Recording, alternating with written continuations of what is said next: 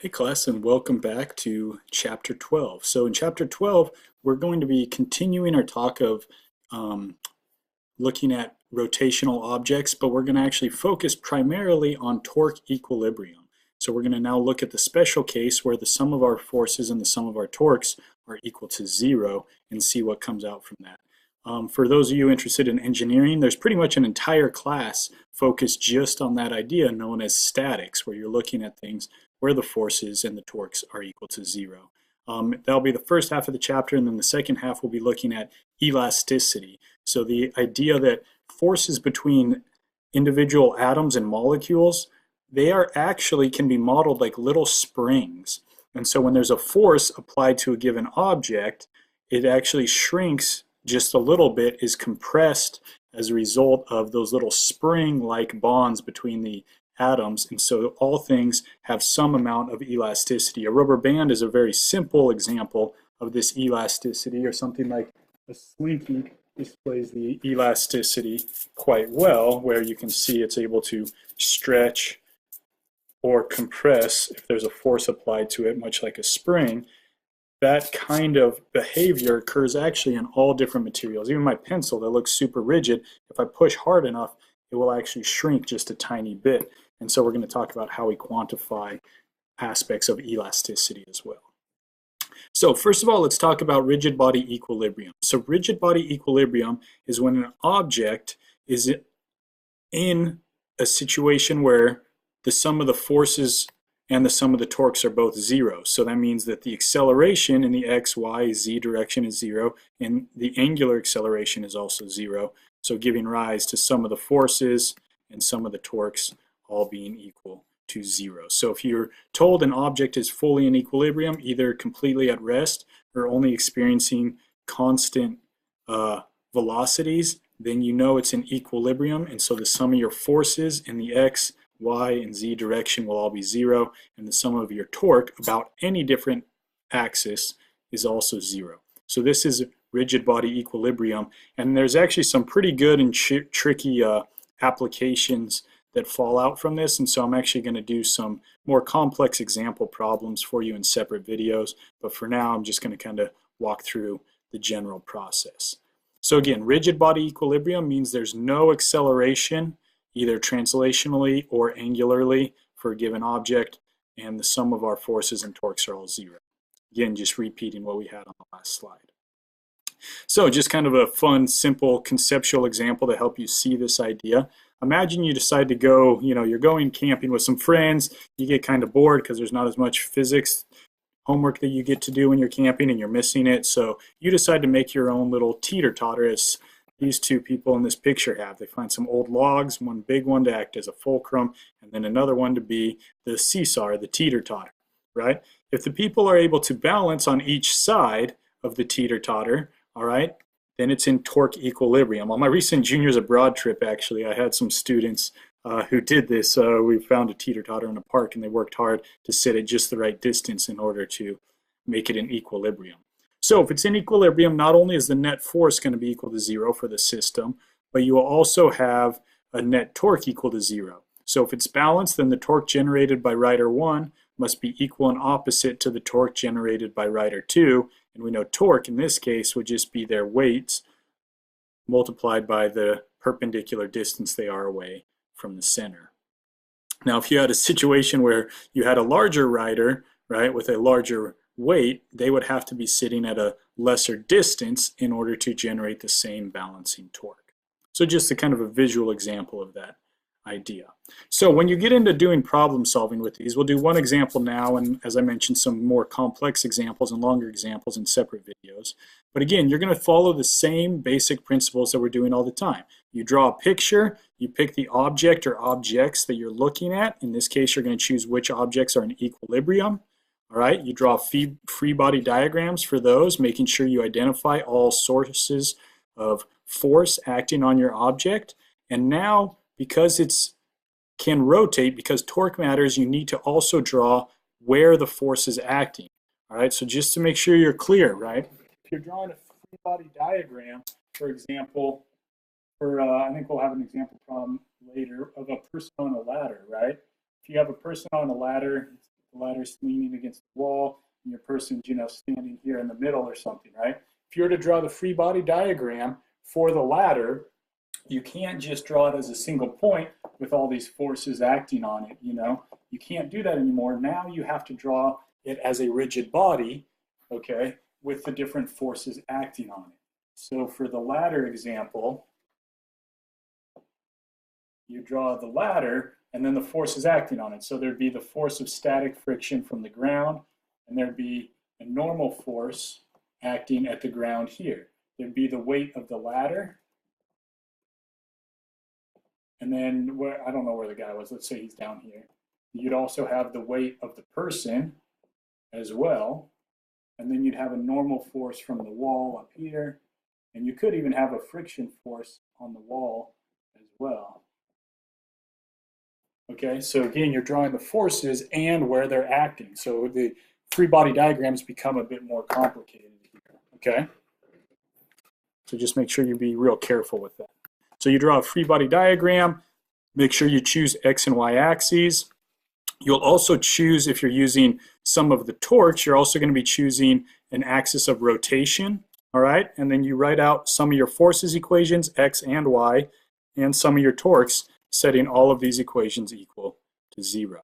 All right, then you solve for the unknowns and hopefully it works out. And you can always double check if you have extra equations, double check. That's one cool thing about doing some of the torque when it's in equilibrium. You can choose any axis of rotation. So again, for my ladder example, I could choose my axis being down here at the bottom, up here at the top, or in the middle, do some of the torques on any of those axes, and it should always be equal to 0, so you can always generate additional equations to double check and make sure your answers make sense. So here's an example problem for you all. Let's imagine that we have a woman who has a total weight of 530 newtons, and she's going to stand at the very end of a diving board that has a total length of 3.9 meters. All right, for now, let's ignore the weight of the diving board. We can always add that in later, okay? But let's act like it's weightless. It's a little bit of a fiction, but that's all right. All right, the fulcrum, which is kind of the triangular point, you can actually adjust the location of the fulcrum on a lot of diving boards. You may have seen that. But the fulcrum is 1.4 meters away from the left end, and the diver's at the right end. So I want you to tell me there's going to be two forces. There's going to be a bolt on the one end, right? There's a bolt here. What is the force from that bolt holding the diving board in place? And what is the force the fulcrum is exerting upward? Okay? Give it a go. You can see here I already gave you the free body diagram, so that's kind of a helpful hint. Noticing that the bolt is going to have to pull it down, the force of the fulcrum is going to be up and the weight is down. But you don't know either of these two forces. So just starting with some of the forces won't work, right? Because some of the forces, you got F2 minus F1 minus W equals 0, but you have two unknowns. So we'll use that equation, but you're going to have to start with something else. So pause it, give it a go. All right, so hopefully you came up with an answer. As I mentioned, some of the forces doesn't yield an answer since we have two unknowns. So we're going to come back to that, but instead I'm going to start with some of the torques. So some of the torques equals 0. The axis I'm going to choose is labeled here.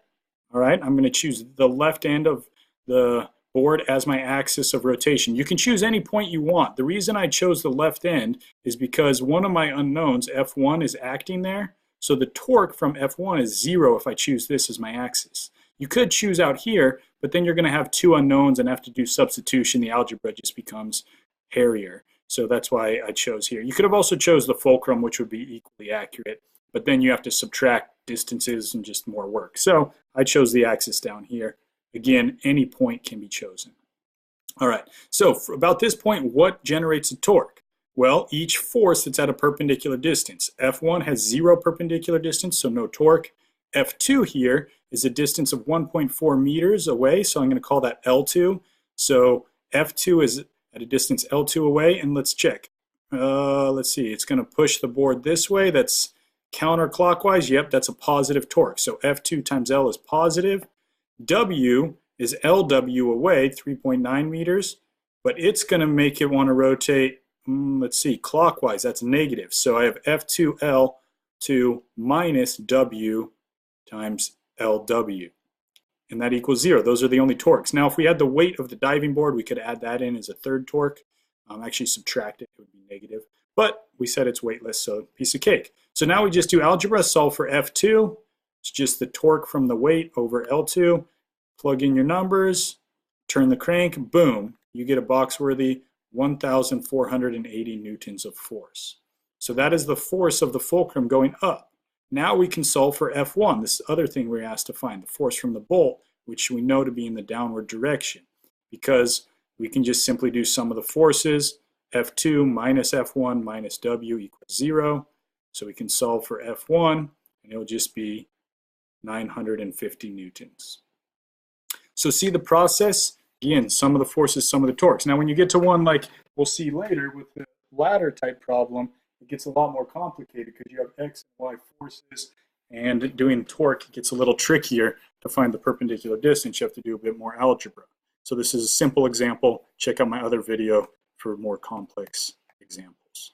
So another just kind of visual and conceptual example, we could turn this into a numerical problem if we wanted, but just to show you, a cool example is the bicep and looking at the forearm. If you hold a dumbbell just horizontal to your body, kind of like so, if you're holding that dumbbell, I don't have a dumbbell, here's some weights from my lab kit. Okay, there we go, pumping some serious iron now, boom. All right, if I hold this out here so that my arm is parallel, it's in equilibrium right now, right? So you could actually choose the forearm as your rigid body in equilibrium and do some of the forces and some of the torques just on your forearm. What would that look like? What forces must be present? Well, what would my free body diagram look like? Well, I have the weight in my arm going down. You could include the weight of the forearm if you wanted, but I'm ignoring that at present. There's a tension force from the bicep muscle acting at some angle theta above the x-axis. And then in order for this to be in equilibrium, there must be a third force, this force from the elbow, right? Where the forearm is in contact with the upper arm. At that point, you're going to have an additional force, an x and y component of force acting at your elbow to keep everything in equilibrium. So from this, you could actually, if you just knew the angle theta, if you looked up the angle made by the bicep, you could, just knowing the weight and that angle, solve for your tension force and your elbow reaction force if you know where the bicep attaches, so D, and you measure the length of your forearm. So pretty cool kind of example in just sort of day-to-day life, especially for anybody who lifts weights. All right, so that's kind of rigid body equilibrium. As I mentioned, the concepts are simple, the application gets quite tricky. So make sure you tune into my other videos to check out some more complex example problems of rigid body equilibrium. And now I want to just spend the last few minutes talking about stress and strain and elastic modulus. So usually at this point in the semester, people feel like they've been under a lot of strain and experienced a lot of stress. So now we're going to actually physically quantify it for you. All right, not that kind of stress and strain, but anyway, bad joke. Okay, so stress and strain. What this is, as I mentioned earlier, is it's really the compression or elongation of any material as a result of some outside force acting on it, and it comes as a direct result of the internal bonds between individual atoms and molecules in the body. Those bonds are able to compress and expand, very similar to like little tiny but firm springs. Okay? And if the stress and strain are relatively small within the proportionality limit, then Hooke's law will tell us how the stress and strain relate to one another. So just like with a little spring, we can look at how things like a steel cable will be compressed or expanded due to the loads it's experiencing, how like these circus performers here, the amount that this guy's leg will actually compress as a result of any force being pushed on him. And this scuba diver is actually being compressed from all sides, the kind of forces he would experience. I actually one time saw a styrofoam cut out of a person's head. It sounds weird, but it's just styrofoam.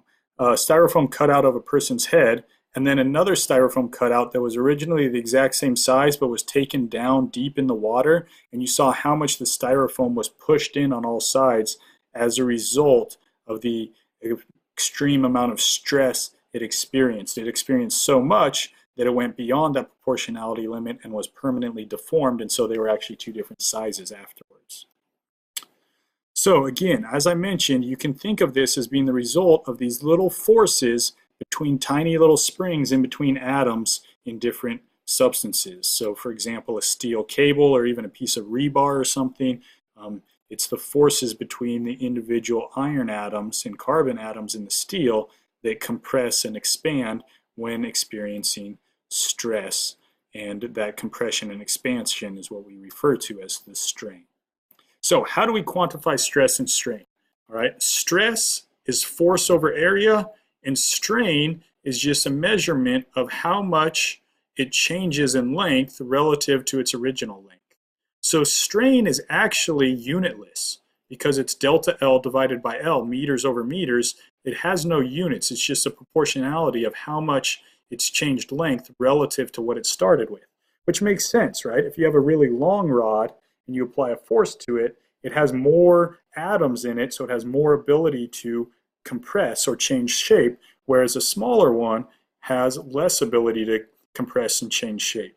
So we're trying to relate whether you have a large rod or a small rod, we want to relate them together, so we use strain to look at the relative change experienced to try to find something that's consistent for all steel cables no matter how long they are. All right, and so notice here in the tensile stress equation, it's perpendicular force divided by area. That's because it's the force perpendicular to the cross-sectional area of a given object. So here I have a piece of metal, right? It's a hexagonal piece of metal. So if I push down on it and I want to measure how much it compresses as a result of my force is perpendicular to the cross-sectional area. So that's the area we're talking about if I'm pushing downward on it from one end. So it's perpendicular. And so you can see if it's compressed or expanded, stretched, you're going to have a delta L. It's a positive delta L if it's pulled and it stretches out, becoming longer, and it's a negative delta L if it's compressed and becomes smaller. Okay? And so the equation that we have that relates stress to strain is this equation here. Young's modulus is just going to be equal to the stress divided by the strain. So while this equation might not always be 100% clear to see here, I'm going to just write it up on the board to kind of drive it home for you guys. But what we're being told is Young's modulus, Y, equals stress divided by strain. Or another way to write this is that stress is equal to Young's modulus multiplied by strain. The reason I write it in this form is because it looks just like Hooke's law. Hooke's law tells us force equals negative K times X. Force is directly related to stress. Young's modulus and K are both constants about telling us or describing the material involved. And strain is the ratio of the change in length, whereas X is the actual change in length. So these are directly related, very similar to one another because they're a result of the same mechanism, the same aspect of nature that we're trying to describe. So again, stress is equal to Young's modulus multiplied by strain, or Young's modulus is stress divided by strain. Okay? So keep that in mind as you go forward. And so again, stress is force over area, strain is delta L over L initial. So since it's divided, that's why this flips over. Some people get confused by that. So the question is, what is Young's modulus? Okay, Young's modulus is really just telling us about the material, how stiff it is, how resistant it is to a change in compression. So something, again, like my piece of metal here, I can push super hard and it looks as though the metal's not shrinking at all. It is a little bit, but very, very, very small. So this thing's going to have a very large Young's modulus, probably on the order of like 10 to the 9th power. It's going to highly resist any kind of deformation. Whereas something like my slinky, it takes almost no force at all, and it experiences a huge amount of deformation, a huge amount of change in length. Now it's a little tricky because it's coiled. It's not the best example, but a rubber band is another example. You can stretch a rubber band very easily with very little force being applied. Very little stress is required.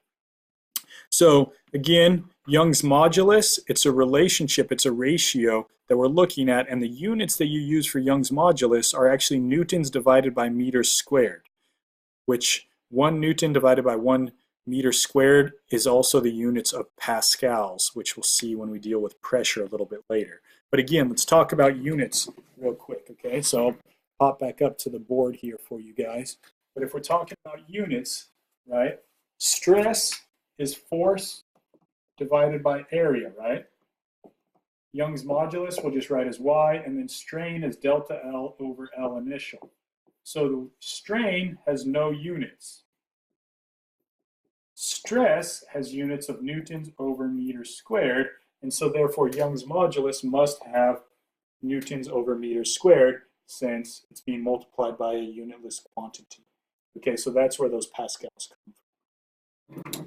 So again, you can rewrite the stress-strain relationship with a lot of different equations. Here, instead of doing force over area equals modulus times strain, you can even multiply the area to the opposite side if you're trying to solve for force.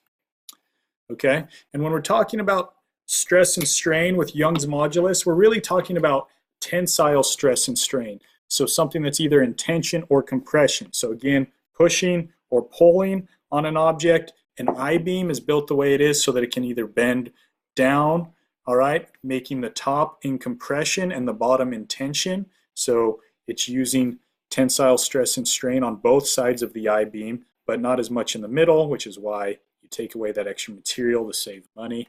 But this is tensile stress and strain, which involves Young's modulus. We'll talk about other types of stress and strain here in just a minute. Here's some examples for you all. So if you have a chunk of aluminum, so this is probably aluminum, I'm not entirely sure, but I believe it is. So this would have, a Young's modulus of 6.9 times 10 to the 10th power pascals. So I was actually wrong. I said 10 to the 9th, I was off by 1, 10 to the 10th actually.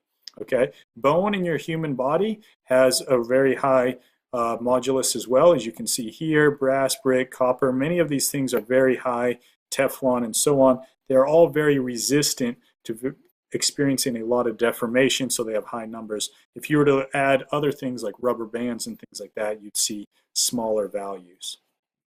So why is it that I'm teaching you guys? Why is this important? If you want to be an engineer or something, why do you care about the innate ability of objects to deform under loads? Why do you care about that? Well, it becomes super important. We just added biomedical engineering, a fascinating field, right? If you want to generate a knee replacement for someone or a hip replacement or even a dental implant for someone, right? You want to make sure that the hip replacement is going to change under loads when people are walking and things like that. You want it to deform the same amount as the bone around it. If not, if one's deforming more than the other, they're going to want to break apart from one another, and that's where you get loose dental implants or loose hip replacements and so on. That's part of why sometimes when you have a lot of dental work, really hot or really cold food can be painful or damaging because things might be changing too rapidly. Civil engineers definitely want to pay attention to this as well. If you build a bridge, you want to know how are your different cables and beams and pillars and posts, how are they all going to deform when you have lots of cars on your bridge versus only a couple, right? How are the trusses going to distribute the load that you're dealing with, and which pieces are going to expand and which are not? Very important. And again, mechanical engineers using steel cables, parts in cars, axles, machinery bits, all kinds of different things need to pay attention to how stresses will cause things to experience deformation. So many applications. So let's just do a quick example problem here before I introduce other types of stress and strain to you all. So let's go back to that circus performer. So here's the circus performer down here on the bottom. He has two people on top of them, and he's supporting them evenly with his two legs as shown, or her two legs as shown, excuse me. So let's say that the two performers on top plus anything that they might be holding have a total weight of 1,080 newtons. All right. Now let's give you some specs. Let's say that we measure this performer's thigh bone and say it's approximately 0.55 meters long and has a cross-sectional area, again, just talking about the femur, the bone itself, the cross-sectional area of 7.7 times 10 to the negative fourth meters squared. Based on that information, I want you to tell me how much is each of this performer's thigh bones, how much are their femurs actually compressed? How much have they shrank as a result of supporting all this weight above them? Ready, go. You might want to know the Young's modulus for bone under compression, and so I give it to you here. But you could flip back on the previous slides and check it out too. But yeah, let's go ahead and dive into this. So again, stress equals modulus times strain. So there's my area on the other side. I can then solve this equation for delta L. That's what we want, right? So I can multiply both sides by L initial, divide by Y and A to the bottom. So delta L is force times the initial length divided by the modulus times the cross-sectional area. And so we do the math. Notice for the force, I used 540 newtons. Why is that? Well, I assumed each leg is supporting half of the weight, so I had to divide the overall force in half. And so what I find is that the delta L is 4.1 times 10 to the negative fifth meters. So each leg actually shrank by 41 micrometers worth of distance. So his legs actually shrank as a result of the load. Okay, so just kind of quickly now, since this video is getting a little bit on the long side, let's wrap things up. There's two other types of stress and strain I want to talk about. One is shear stress and shear strain. So shear stress is not when the force is on top of an object, but actually pushing from the side, causing the material to want to spread out or deform in a different manner, kind of like this. I think this picture really represents it best. If you apply a force to the top of this book, the top of the book is going to slide to the right while the bottom stays stationary, and so you're going to have deformation in the x direction relative to the thickness of the book. If it's a thinner book, it's going to deform less. So your L initial now would be the thickness of the book, and the delta x is the amount it moves in the x direction. And once again, stress equals modulus times strain, but now our modulus is not a Young's modulus, but instead shear modulus, which we use the letter S to represent. But it has the same units of pascals, newtons per meter squared. Okay, so here's some examples of modulus values. Again, very high values. And I want to do just kind of a quick, kind of fun example, all right? So imagine, I don't know about you, but when I was a kid, I used to play with my food all the time, sometimes as an adult too. But Jello was like a favorite. My parents used to always give us Jello to kind of play around with when we were kids. There's all kinds of pictures of us with Jello in our hair and all kinds of stuff. So anyway, here's some Jello. You're going to apply a force to it as you're poking, playing around with your food, a force of 4.5 newtons. And where do you apply it? Well, you apply it tangentially across the top. Yeah. Okay. So you got your tangentially applied force, 4.5 newtons, and you do some measurements. You can see here the measurements of the thickness and the surface area of your block of Jello. All right, and you notice that the distance that it moves is 6 millimeters as a result of your force. From this, while playing with your food, you decide to calculate the shear modulus of the Jello. What is the shear modulus? Well, starting with our same equation, solving for the shear modulus is going to be force times L initial, where L initial again is the thickness, so 0.03 meters, right? Divided by the surface area of the top of the Jello times delta x, plug and chug, and you should find the shear modulus of your Jello is 460 newtons per square meter. So notice this is a very small number compared to what we saw in the data table. That's because Jello is a much, much less resistant type of material. All right, so the last kind of modulus I want to introduce, the last kind of stress and strain that I want to just show you is what's known as the bulk stress and strain. So that's when something is experiencing a force from all sides. Force from all sides, as we'll talk about in chapter 14 in more detail, is what we refer to as pressure. So it's experiencing pressure, pushing in. There's a difference of the pressure on the inside versus the outside of a given object. Think of like a balloon. All right, I one time did an experiment with some students where we created a payload to be launched with a large weather balloon. So we filled up this helium balloon that took it way up almost to the edge of space. As the balloon got higher and higher, the pressure on the outside decreased. And so the bulk stress decreased, and the balloon got bigger and bigger and bigger and bigger as a result of less pressure on the outside. It got so big until it eventually actually popped as a result of that low pressure. So it was experiencing a bulk stress the entire time, and that bulk stress was changing as it got further up. There's more pressure difference the higher it went, so therefore it experienced more strain, a greater change in volume relative to the volume it started with. And so bulk modulus, we use the letter B to represent, and again, stress equals modulus times strain. There's one difference here. What do you notice is different? There's a negative sign in front. Why is that? Oh no, right? All that means is the relationship between the delta pressure and the delta V. Okay, if you have an increase in pressure, you're going to have a decrease in volume. If there's more pressure on the outside, it's going to shrink in size. So it's just telling you that they change in opposite directions from one another. Here's some examples of different bulk modulus values as well. So I just want to kind of summarize for you all what we have in all these cases, whether you're talking about shear stress and strain, whether you're talking about the tangential stress and strain, or whether you're talking about the bulk stress and strain. All right, so whether it's tensile, sorry, the first one was tensile and compressive, then shear, then bulk.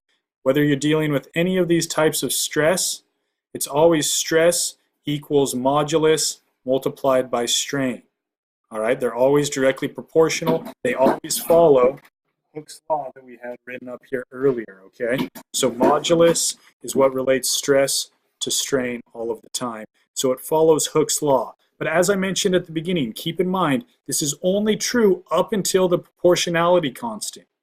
Have you ever taken like a rubber band or a spring, you stretch it, you let go, it bounces back? Even a slinky, I don't know if this ever happened to you as a kid. You stretch it, you let it go, it goes back to its original shape, right? Until you stretch it a little bit too much. You pull it just beyond that maximum possible ability to return, and then it gets bent, right? If you pull it too far, then it won't return to its original shape anymore, like I just did to my slinky, poor slinky. It has experienced permanent deformation. So it went beyond the proportionality limit where Hooke's law doesn't apply anymore, and it now experiences permanent deformation once you get beyond the elastic limit.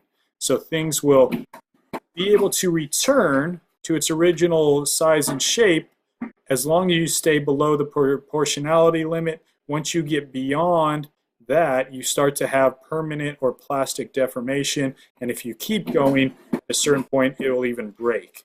So just so you're aware, you have to pay close attention. This is only true for relatively small strain values where Hooke's law still applies, okay? So that wraps up this chapter, chapter 12. I hope you have a box-worthy day.